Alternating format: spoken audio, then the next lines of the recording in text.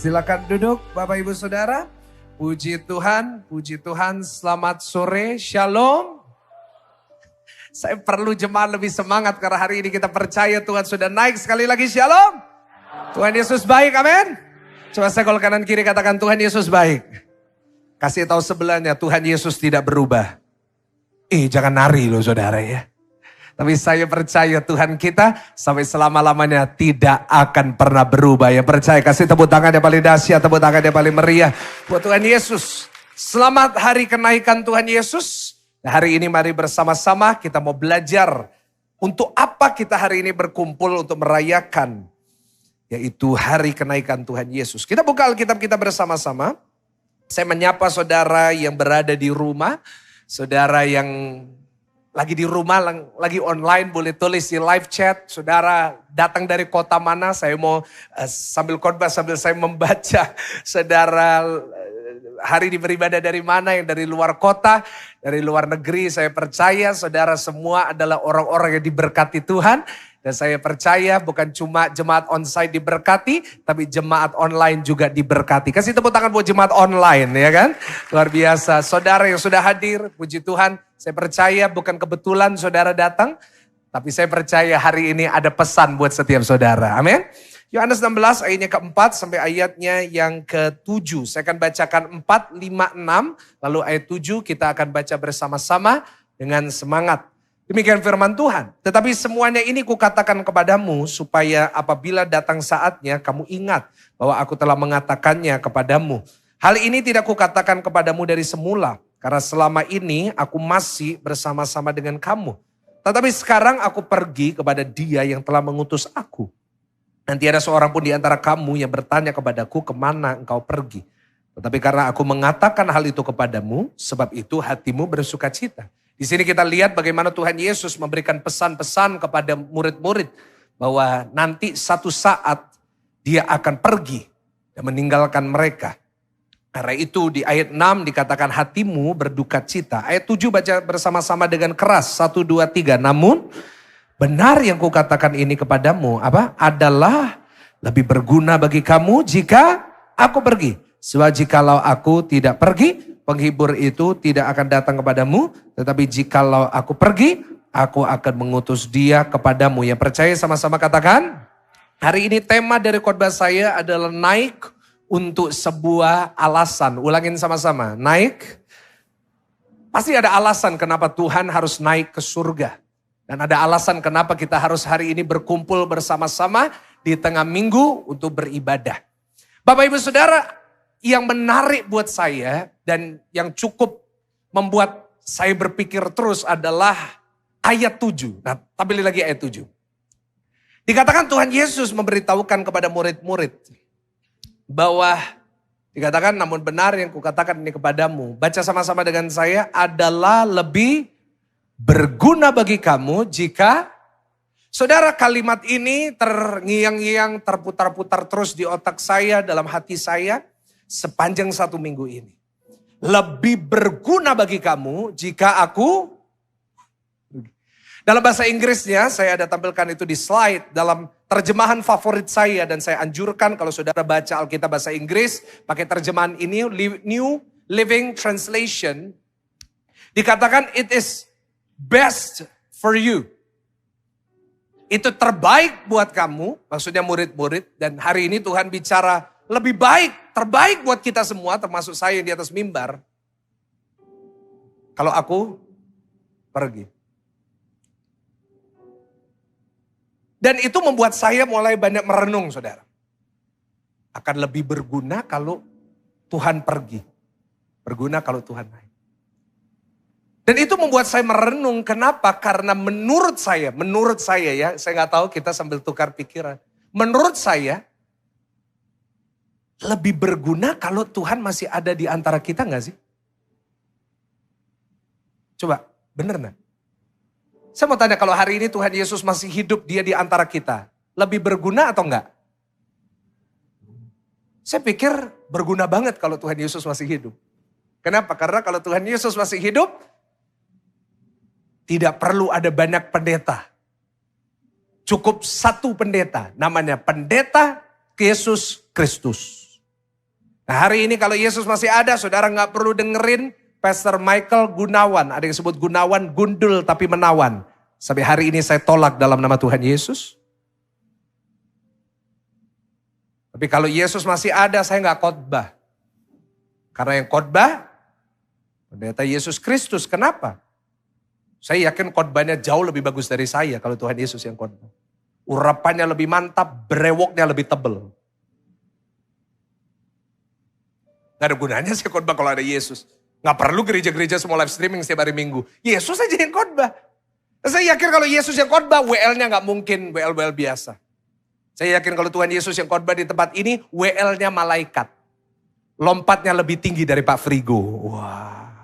Wah, suaranya lebih merdu. Enak. Kalau dipikir-pikir lebih berguna gak sih? Kalau Tuhan masih ada di antara kita. Saya pikir gini ya. Kalau Tuhan Yesus masih ada di dunia ini, rasanya pandemi gak terjadi. Ya gak? Begitu kemarin 2020, ada kasus pertama di Wuhan. Yesus tinggal berangkat ke Wuhan. Datang ke rumah sakit, dalam nama aku. Ya kan, Yesus dalam nama Yesus, ya dalam nama aku saudara. Dalam nama aku, sembuh, gak ada corona. Berguna gak sih? Apa cuma saya berpikir, kita gak perlu live streaming. Kenapa? Karena Yesus begitu live streaming, ada orang pencet thumbnailnya langsung sembuh. Pencet thumbnail, masalahnya selesai. Pencet thumbnail, utangnya lunas. Lu ada yang amin saudara, amin Pak Pendeta, kelihatan ya. Tapi lebih berguna menurut saya kalau Yesus ada di antara kita. Dan yang membuat saya lebih merenung adalah kalau saudara dan saya perhatikan apa yang terjadi setelah Yesus naik. Menurut saya, logika saya, perspektif saya, lebih berguna kalau Tuhan ada. Kenapa? Karena setelah Yesus naik, murid-murid dianiaya. Setelah Yesus naik beberapa tahun kemudian ada kaisar di Roma namanya Nero. Nero, nanti saudara boleh baca di rumah. Nero merupakan kaisar yang sangat kejam. Dia suka bunuh orang Kristen. Dia suka memenjarakan orang Kristen.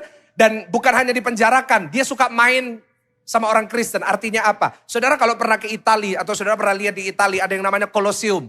Itu satu stadion untuk entertainmentnya orang Roma.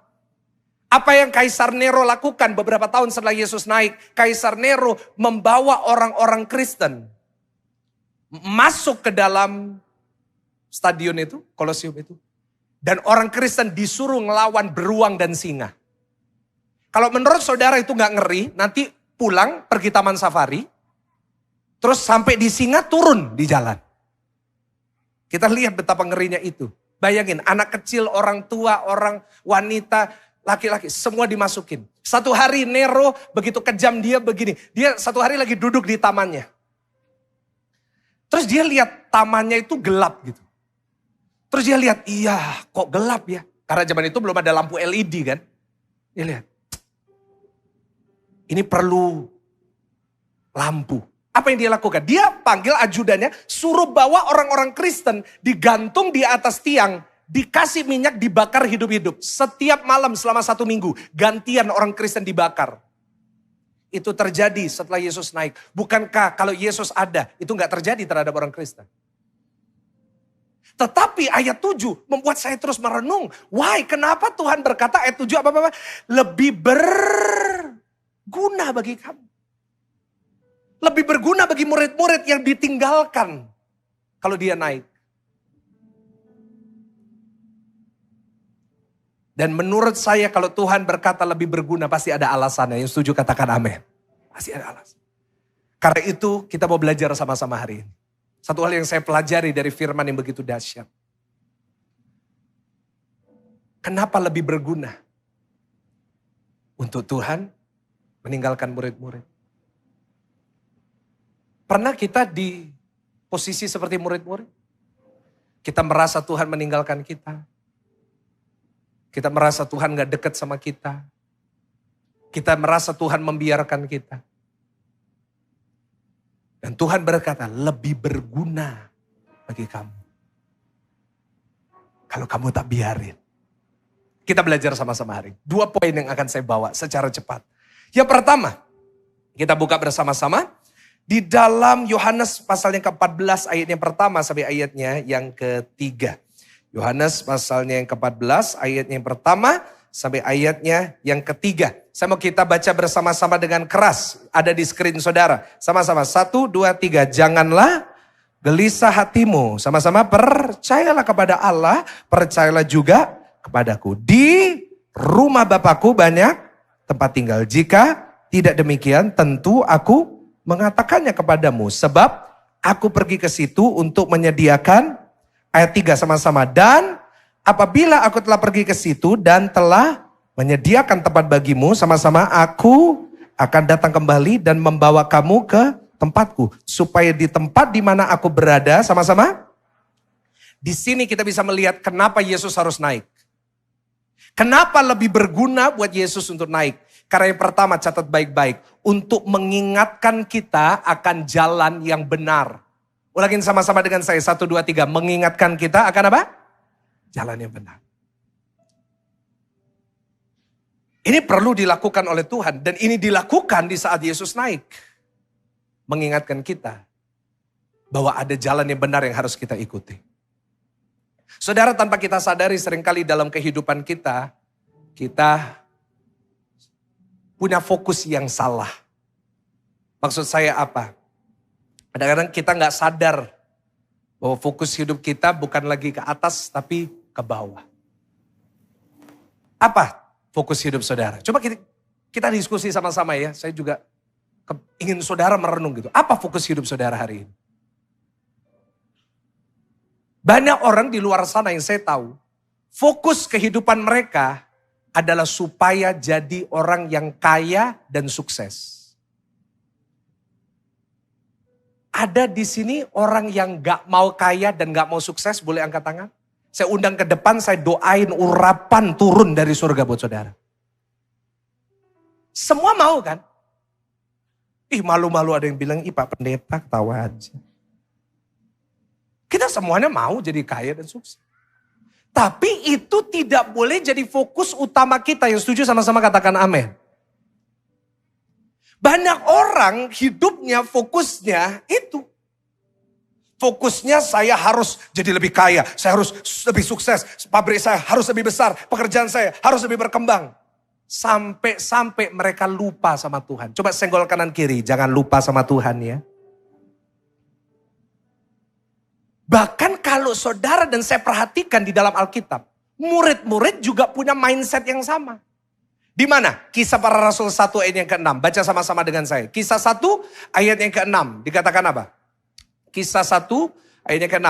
Maka bertanyalah mereka yang berkumpul di situ. Baca sama-sama dengan saya apa? Tuhan, maukah kau pada masa ini memulihkan kerajaan? Ini ditanyain sama murid-murid kapan? 1 menit, 2 menit sebelum Yesus naik ke surga. Bayangin, Yesus udah mati, Yesus udah bangkit, Yesus udah memberikan mereka firman, tapi tetap pertanyaannya tetap sama. Maksudnya Yesus, maukah engkau pada masa ini memulihkan apa? Mau nggak engkau mendirikan kerajaan? Mau nggak engkau jadi raja? Kenapa? Karena murid-murid berpikir, kalau Yesus jadi raja, mereka jadi menteri, bos. Yesus nggak mau sebelum berangkat, dirino kerajaan. Supaya apa? Mereka rasul-rasul, semua jadi orang pangkat. Saya bisa bayangin ya, namanya Petrus. Wah, jadi menteri pertahanan. Kenapa? Suka motong kupingnya orang. Wah. Ada menteri ini, dan 11 murid. Semua akan jadi orang-orang sukses. Kaya, terpandang. Fokusnya murid-murid salah. Karena itu Tuhan Yesus, lebih baik aku pergi. Lebih berguna bagi kamu kalau aku pergi. Kenapa? Karena ada banyak orang fokusnya bukan kepada kerajaan surga, tapi fokusnya kepada kerajaan di bumi. Bapak, Ibu, Saudara, saya mau ingatkan kepada saudara, bahwa hari ini kita gak boleh lupa bahwa hidup kita ini terbatas. Coba senggol kanan kiri, kita ini terbatas loh. Jangan lupa ya, sehebat-hebatnya kita ini terbatas. Firman Tuhan berkata manusia ini usianya 70 tahun. Kalau kuat 80 tahun, selebih dari itu bonus. Ih, pendeta kemis-kemis nakutin orang, lu itu firman. Tapi banyak orang menjalani hidup setiap hari, fokusnya gak pernah ke atas, tapi ke bawah terus. Gimana aku bisa lebih kaya, gimana aku bisa lebih sukses, gimana aku bisa lebih terkenal. Sampai lupa akan jalan yang Saudara mungkin berkata, Pastor saya ini masih umur 20-an, gak mungkin saya mati. Lu siapa bilang? Tahun 2020 saya menguburkan seorang anak muda umur 23, meninggal. 2021 saya mengubur anak kecil umur 3 tahun, meninggal. Kematian tidak pandang siapa-siapa. Karena itu saya rasa hari ini Tuhan kirim saya untuk bicara kepada saudara, untuk ngingetin. Bahwa hidup ini bukan hanya untuk memikirkan yang sekarang. Tapi hidup juga harus memikirkan kekekalan. Yang setuju sama-sama katakan amin. Murid-murid sampai Yesus mau naik aja, fokusnya tetap itu. Mau nggak mendirikan kerajaan supaya kita bisa cuan? Dan itu yang seringkali dilupakan oleh banyak orang Kristen. Kita fokus kerja, ada yang sebut banting tulang, puter otak. Hati-hati stroke, Pak. Kerja keras bagai kuda, buat apa? Fokus kita. Aku harus punya kerajaan di dunia ini. Dan pertanyaan saya selanjutnya gini. Waktu Yesus naik, perlu nggak dia buat seremoni gitu? Kumpul, terus dia naik. Bisa nggak Tuhan Yesus langsung naik? Dia Tuhan. Tapi kenapa dia perlu lakuin itu di depan murid-murid. Sampai murid-murid itu ngeliatin. Sampai dikatakan firman Tuhan lihat itu sambil melongo. Supaya murid-murid itu ingat. Supaya apa saudara? Ingat bahwa hidup mereka ini terbatas dan masih ada kehidupan berikutnya. Masih ada yang berikutnya. Dia harus membuat peristiwa itu untuk mengingatkan sama murid-murid. Hey, hidupmu bukan cuma sekedar sukses dikenal orang. Tapi hidupmu harus cari Tuhan. Yang setuju boleh katakan? Hidup itu harus cari Tuhan. Karena ada saatnya nanti. Semua yang kita punya. Itu gak kita bawa.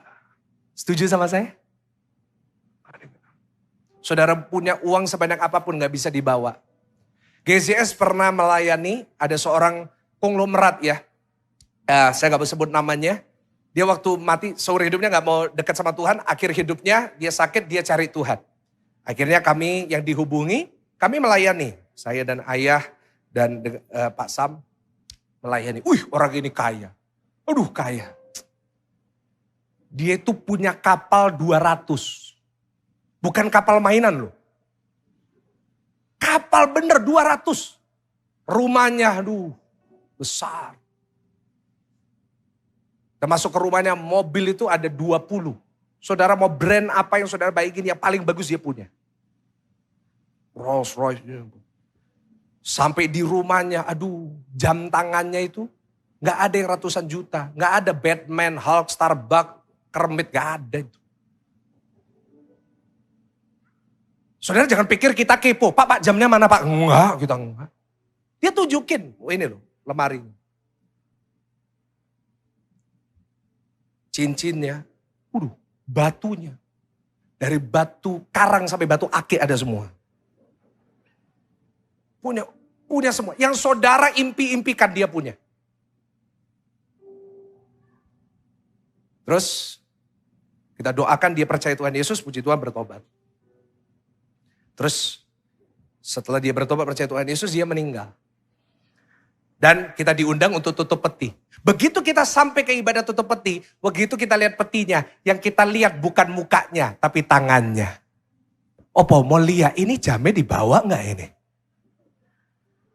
Saya lihat di peti. Jamnya nggak dibawa. Cincinnya nggak ada.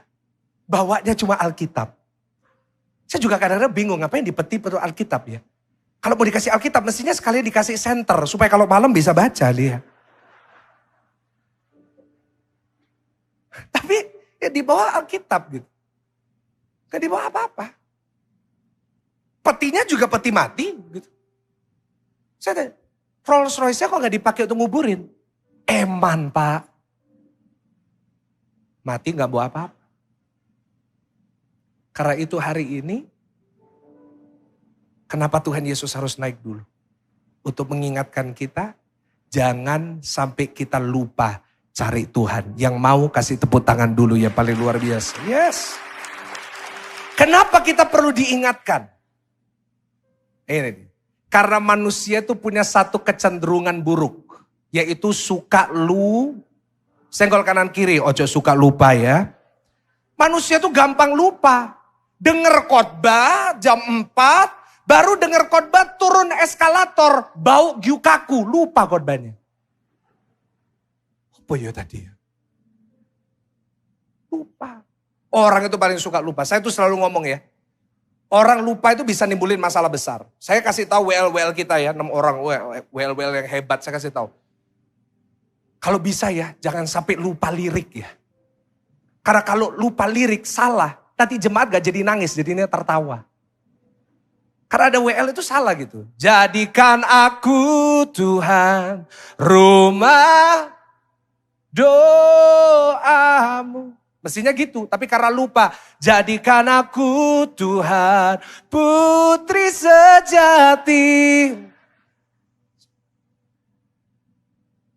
Dia telah mati, dibangkitkan, Yesus Tuhan. Kalau lupa jadinya, dia telah mati, dibangkitkan, jarum coklat. Senggol kanan kiri, ojo lali.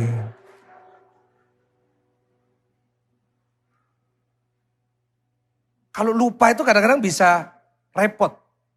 Bisa menimbulin masalah. Opa-opa di rumah cari kacamata. Mana kacamatain? Loh, pembantu dimarahin, Blacky dimarahin. Buat apa? Karena lupa gitu. Orang Kristen kalau lupa diri, aduh.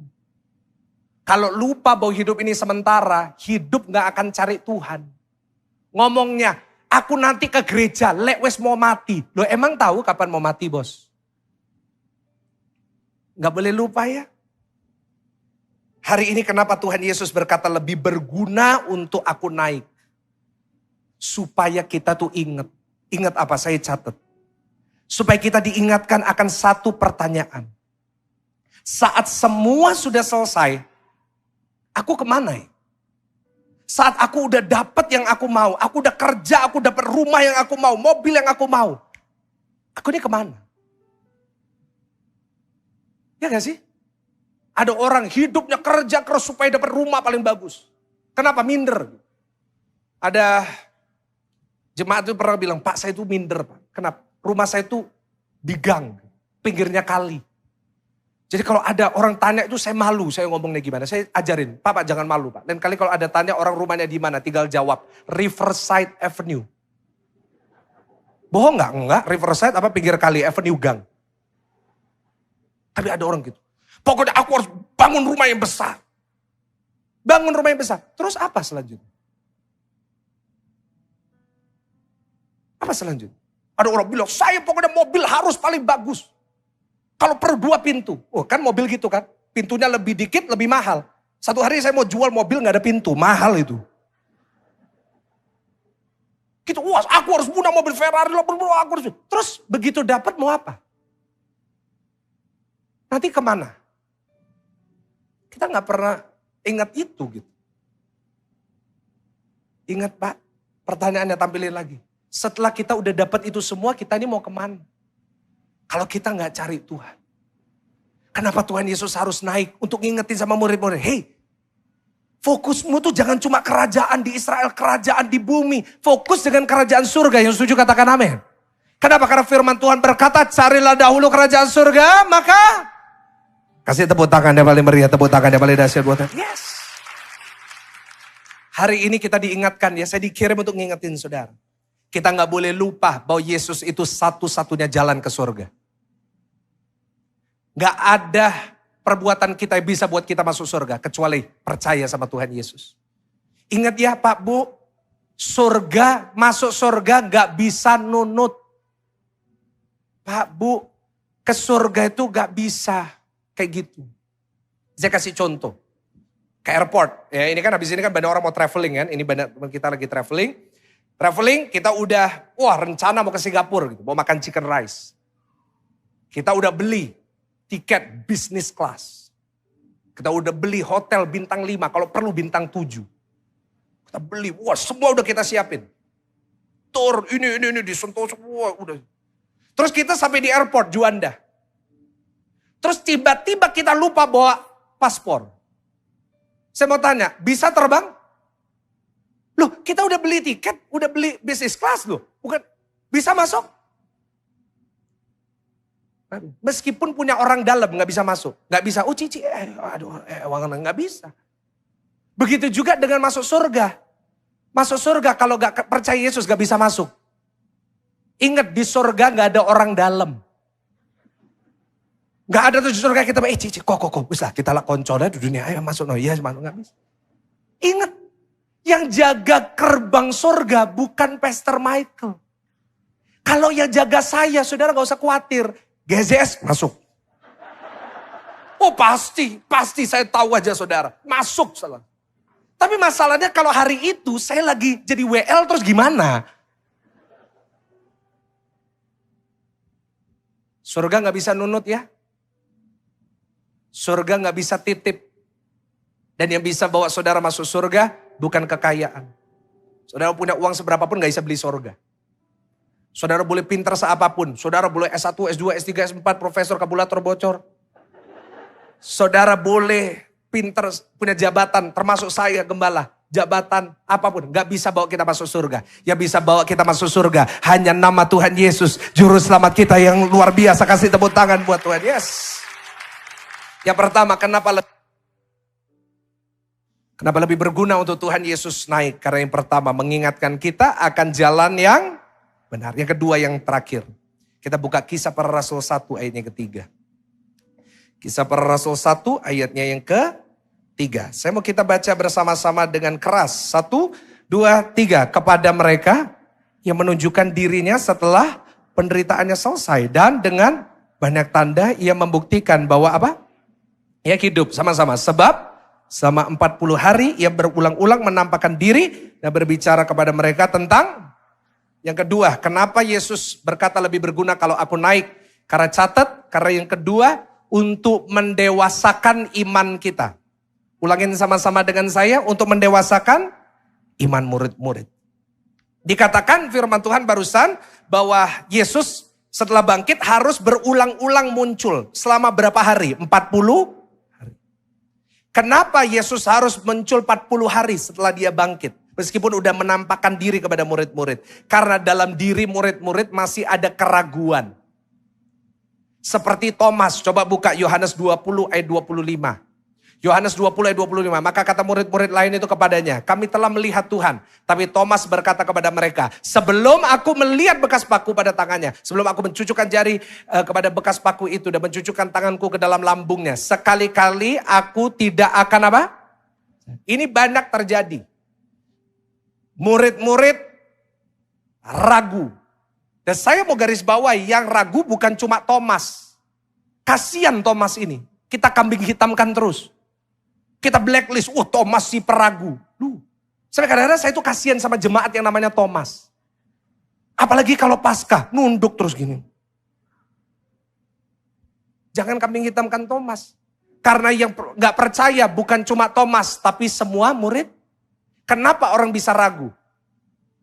Orang bisa ragu karena imannya belum dewasa. Apa iman yang dewasa? Iman yang dewasa itu iman yang bertumbuh. Ulangin sama-sama dengan saya. Iman yang apa? Imannya harus bertumbuh, Pak. Kita mau dewasa iman, artinya apa? Iman kita hari ini harus lebih besar daripada tahun lalu. Iman saya tahun depan harus lebih baik daripada iman saya hari ini.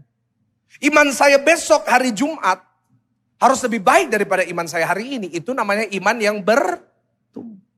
Iman itu harus bertumbuh dari sebelum aku melihat, aku gak percaya. Aku harus lihat dulu baru aku percaya. Bertumbuh menjadi meskipun aku tidak melihat, aku percaya. Yang setuju katakan amin. Orang yang imannya masih bayi harus lihat dulu baru percaya. Tapi orang yang dewasa rohani, meskipun aku belum melihat, aku tahu Tuhan sedang bekerja mendatangkan kebaikan bagi aku. Itu. Iman kita harus dewasa. Itulah sebabnya Tuhan Yesus berkata, lebih berguna buat aku pergi. Kenapa? Karena murid-muridnya semua masih bayi rohani. Rasul tapi bayi rohani. Contoh yang paling gampang. Kenapa kita bisa lihat murid-murid bayi rohani? Di Taman Getsemani ada 3 murid. Petrus, Yohanes, ketiga Yakobus. Yesus lagi ngajak doa, mereka tidur. Itu bayi rohani. Ada orang tengah ibadah tidur, namanya bayi rohani. Coba lihat kanan kiri, ada yang ketiduran gak? Kenapa ketiduran? Dingin AC-nya.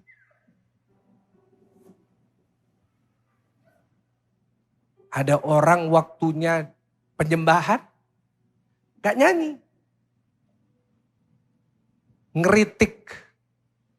Itu bayi rohani. Waktunya pujian penyembahan, semuanya lagi angkat tangan muji. Orang yang bayi rohani suka dia gini. Gak ngangkat ini. Apa yang mau diangkat? Gede-gede gitu saudara. Duh, mau diangkat.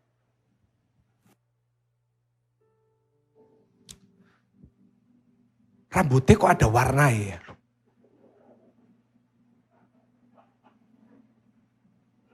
Lihat pendetanya. Dengar waktu khotbah gak dengar pendetanya, lihat. Ini batiknya kenapa warna ungu ya? Ungu kan warnanya janda, darah Yesus. Ungu menurut Alkitab itu warnanya raja, bos. Bukan janda.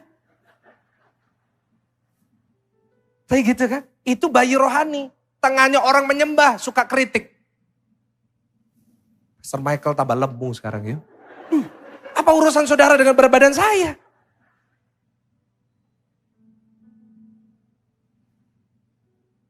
Murid-murid Yesus lagi doa, tidur. Yesus ditangkap sama tentara Romawi. Murid-murid ngapain? Bahasa Jermannya semburat. Lari. Yesus mati, murid-murid kembali ke kehidupan yang lama. Petrus mancing lagi. Karena itu Yesus harus pergi supaya apa? Dewasa. Dan terbukti setelah Yesus naik, Petrus jadi pembicara penginjil yang hebat. Memenangkan ribuan orang. Stefanus muridnya, dia bisa bersaksi tentang Yesus. Sampai di rajang mati dia tetap memuliakan Tuhan. Thomas yang kita kambing hitamkan itu menjadi penginjil yang hebat. Artinya saat Yesus naik, itu membuat murid-murid jadi dewasa. Mungkin kalau kita gak ngerti prinsip ini, kita akan bilang Tuhan itu kok jahat. Kok Tuhan ninggalin? Tapi sebenarnya kenapa Tuhan meninggalkan? Supaya jadi dewasa. Karena kedewasaan selalu lahir dari ujian. Ulangin sama-sama. Kedewasaan selalu lahir dari apa saudara? Ujian. Pemain musik silakan naik. Sebab itu Tuhan tega untuk meninggalkan murid-murid. Karena Tuhan Yesus benar-benar cinta sama murid-murid. Orang kalau benar-benar mencintai, kadang-kadang ada teganya dikit. Contoh paling gampang, anak saudara masuk sekolah hari pertama gitu. Belum pernah sekolah, masih kecil umur 3, masuk ke sekolah. Kira-kira anak kalau masih kecil terus masuk sekolah, kira-kira langsung senang atau nangis dulu? Oh nangis. Masuk saudara nganter gitu misalnya anak saudara, terus anak saudara sampai depan, aduh mau jadi tinggal aku gak mau. Saudara kira-kira ngomong apa? Ya wis, gak usah sekolah, di rumahnya sama mama terus. Gitu. Gak mungkin, sudah. Kadang-kadang harus tega ya. Gak apa-apa, nangis. Anak saudara belajar nyetir, gak bisa-bisa. Aduh wis, aku gak mau nyetir. Saudara bilang apa? Ya wis gak usah setir, tak setir terus sama papa sampai kamu tua. Gitu. Sampai saudara umur 96 masih nganterin gitu. Saudara punya anak masih kecil umur 3. Tiba-tiba satu hari jatuh. Kalau bayi jatuh, reaksinya apa? Saya ini dulu mau jadi voice actor saudara, tapi gak jadi. Jadi saya, saudara ngomong apa? Ya wis, gak usah jalan, tak gendong terus saya sampai tua. Iya kalau dia kurus. Kalau jadi gendut gimana? Saudara kan tegain kadang-kadang. Kau. Lagi, berdiri lagi, jatuh lagi, berdiri. Apakah berarti kita tidak mencintai anak itu? Bukan. Tapi karena kita mau anak itu menjadi semakin apa deh? Kenapa Tuhan seakan-akan dalam tanda kutip meninggalkan saudara dan saya? Membiarkan kita tetap sakit. Membiarkan kita tetap terpuruk ekonominya. Kenapa membiarkan kita untuk tetap ada masalah gitu? Supaya kita ini dewasa. Tuhan mengizinkan ujian terjadi bagi murid-murid. Kenapa? Karena yang pertama memurnikan iman mereka. Supaya kelihatan nih. Imannya tuh murni gitu. Karena kalau Yesus gak ninggal, terus murid-murid gak pernah ada ujian. Dan kita semua gak pernah ngadepin ujian karena selalu ada Yesus. Kita bisa. Akhirnya orang datang ke Yesus kayak ke Gunung Kawi. Ada masalah tinggal datang. Kenapa kita diizinkan untuk hadapin ujian? Supaya murni. Sama-sama katakan murni. Dan yang kedua untuk merubah karakter kita. Selama Petrus ada Yesus dia gak sabaran. Tapi setelah Yesus pergi apa yang terjadi? Dia belajar untuk lebih sabar. Kadang-kadang Tuhan membiarkan kita gitu. Supaya kita ini bisa berubah dari yang suka marah jadi lebih sabar. Dari yang sombong jadi rendah hati.